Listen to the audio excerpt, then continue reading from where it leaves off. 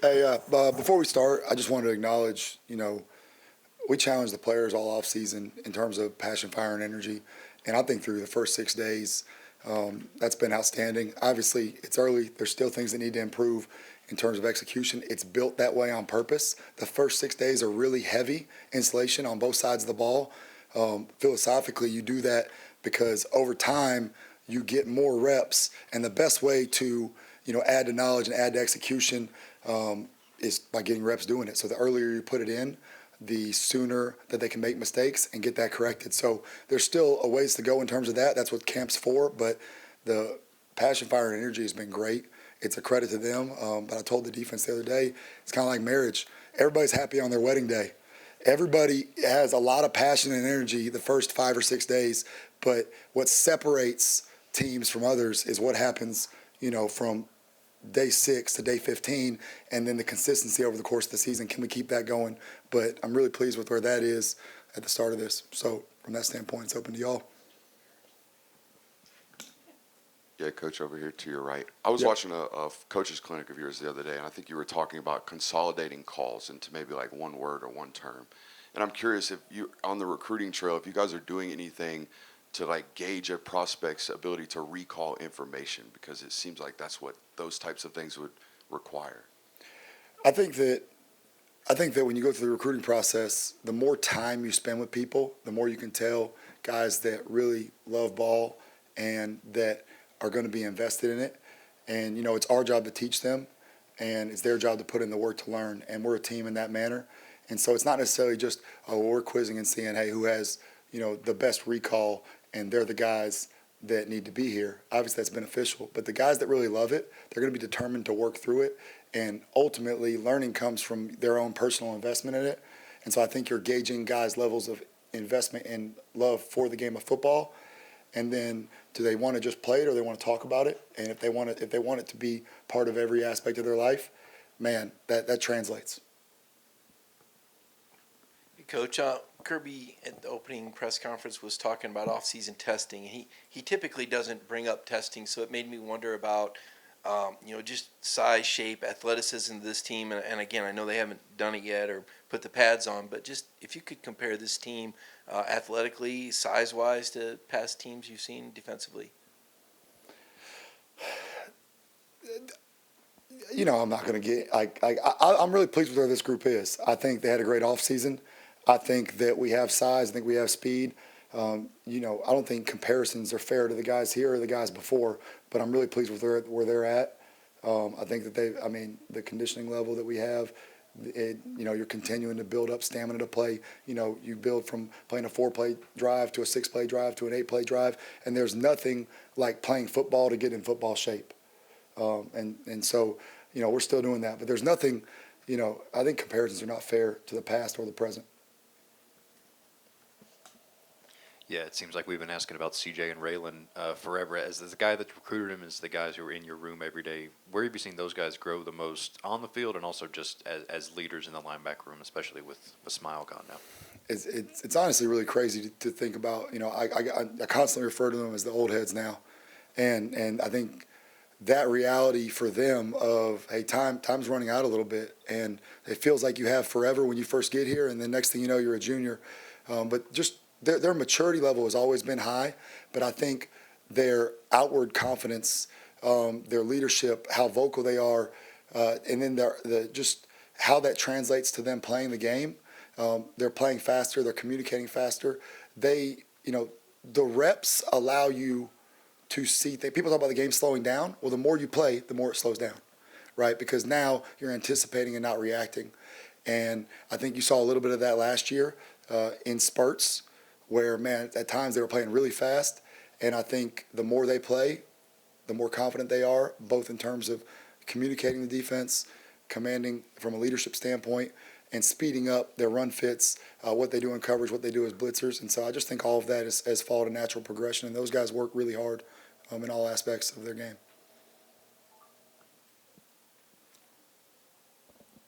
Coach, last year we saw Jalen Walker kind of take on a unique role that y'all talked about, kind of made y'all uncomfortable. Has there been anybody on this team in terms of that showing the potential to kind of take on that same role? every team. So within saying, hey, make us uncomfortable, I think you ask the players to be uncomfortable because that's where growth comes from, right? And so I think it's important in camp you assess, hey, who are our best players? What do they do well? Every obviously there is a blueprint for what the Georgia defense is, and there's a standard there, but that's more about how to play the game than it is about, hey, are we going to be more quarters or three deep zone? Hey, are we going to be more 5-man front or 4-man front? Hey, are we going to play more base defense, like number of linebackers on the field? Or are we going to get in dime on third down? Or all those variables are really based on who you have and what they do best. And that's part of what you find out in camp. You teach the defense, and then as you get closer to games, you mold it to the guys. But we have, I think we're not asking anybody to, hey, go replace Jalen Walker in that way. It might be 3 different guys replace what he did, and it might be relative to their strengths. So it might be a little bit from the outside linebacker room, some from the inside linebacker room, but we're not going to ask somebody to fill exactly what he did because might not be in the best interest of this team. Glenn, what have you seen from Christian during fall camp, especially coming off of missing the spring, and just what do you envision his role in this defensive line looking like? Yeah, I think he's, there's times he's been at a really high level, and the challenge there is sustaining it because his level of intensity, effort, his level of communication, just his urgency is at an all-time high, which is what it needs to be. We need him to be a guy that can both anchor in the middle, but also be really disruptive. Because, hey, when you're playing, we always talk about, hey, when you're playing base mode, that's, hey, when we're playing technique up front, hey, the gaps are very clear in front of you. Hey, linebackers have to fill those gaps.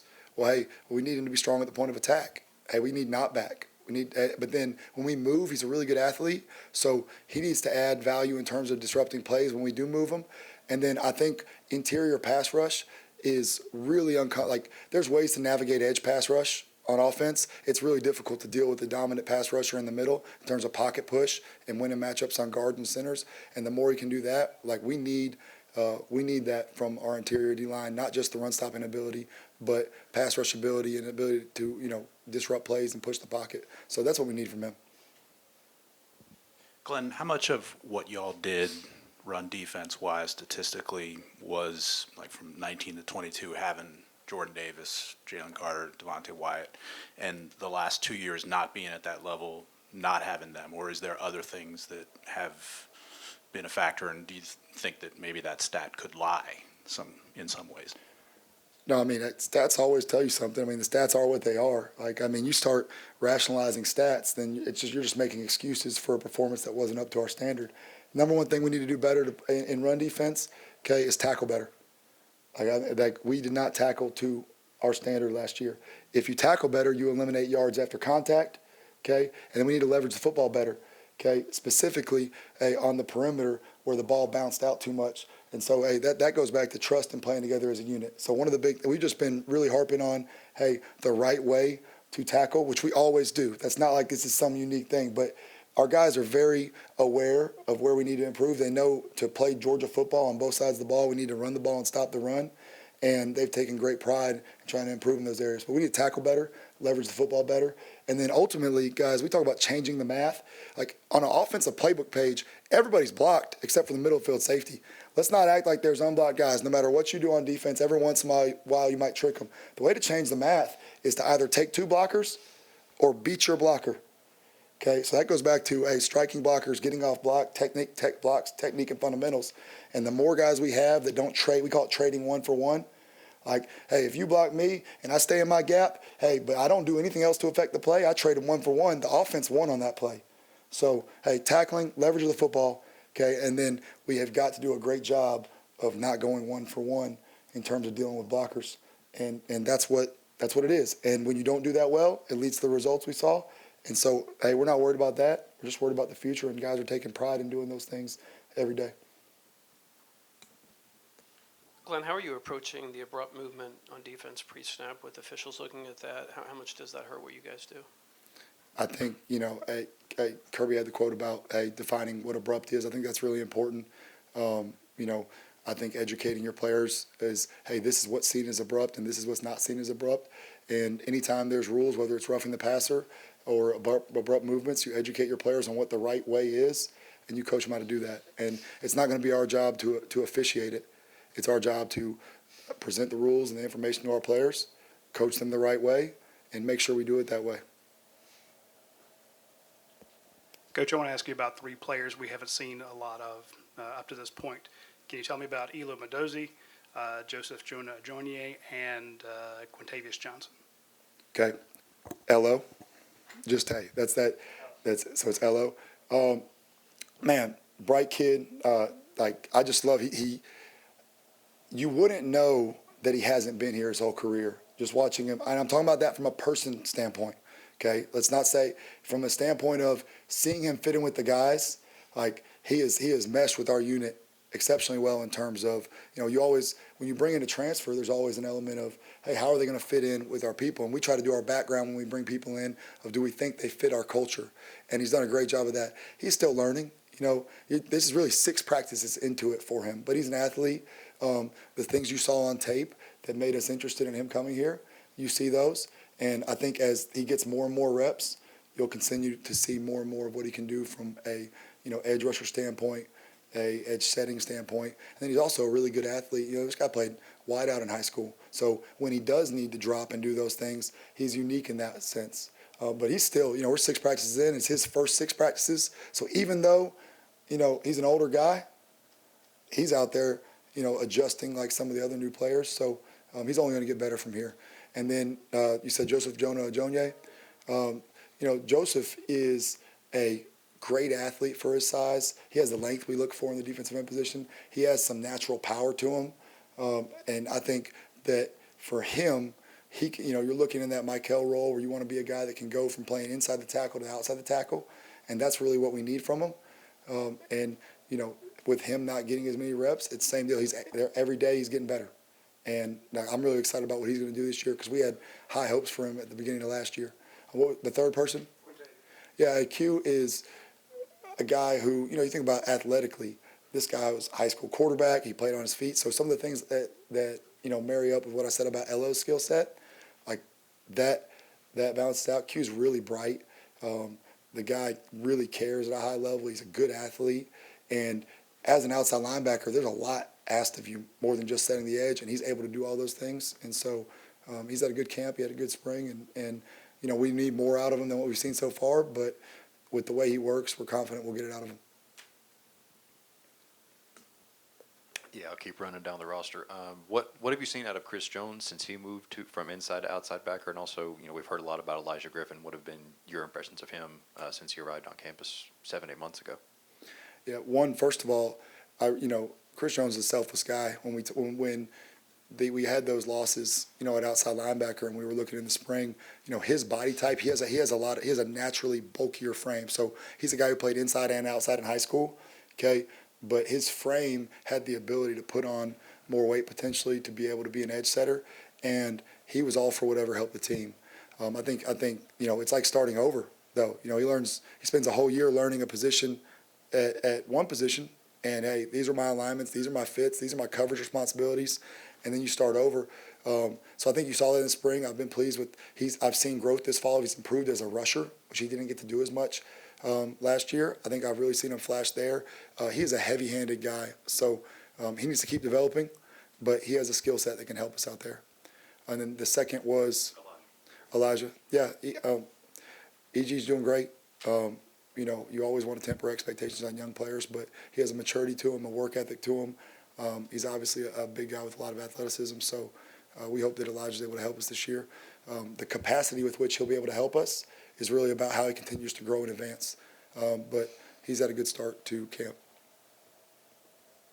Yeah, Coach, you sort of alluded to this with the run defense specifically, but I wanted to ask you about the defense overall, as far as whether you felt like it met the standard last year, which obviously around here is very high, and it doesn't matter which guys leave the building. You expect a certain standard here. Do you think the defense overall met that last year?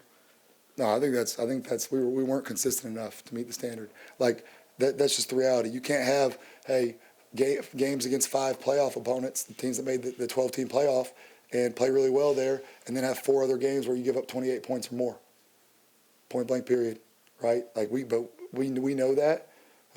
has to be better, and you can't be up and down. Consistency is the mark of, great defense. We talk about, being elite or not. Like, to be elite, you have to be consistent. That's what makes something elite. So we can't have up and down performances. And everybody in that room knows that when they came to Georgia to play championship level defense, coaches, players included. And so anything short of that isn't the standard. Hey. Got time for one more question. Yeah, Coach, over here. You always talk about the importance of a football coach being a teacher. You're essentially a teacher. So I guess what makes a good teacher, and how do you go about becoming a better teacher? Well, as a teacher, you teach to your students, right? Like you have to have an ability to teach to different learning styles, right? If you're trying to reach the whole room, right? So there's times that, hey, you have to teach at a pace that's exciting enough to keep the guys that have been here and that have a high level of understanding. You have to challenge them for their growth, okay? But you also have to teach at a pace that still reaches the guys that are learning. And that's what I think makes a great teacher, is the ability to get through to all levels of understanding. You got some guys that came and played single A football and some guys that came from an IMG academy, right? Like the level of football they've been exposed to is different. So you can't just coach to one guy, right? Like I told the linebackers this morning, I'm like, it's like if you're in a lecture hall, it's hard. Like it's hard necessarily for some guys to learn in a lecture hall. There's 100 students in there, right? But when we have meetings, it's interactive. So part of teaching is interacting. I don't want to sit up here and be like Charlie Brown, wah. That's not good. Like they need to interact. They need to ask questions. So part of that is making sure they understand communication from them matters. And if they're not giving it back to us, we can't help them. We can't know when they don't understand. But then part of it on our end is making an effort to reach each individual. And how you explain something to one person might not make sense to the next person. So you can't just teach it one way. You have to find a way to reach each individual, because that's our job as coaches.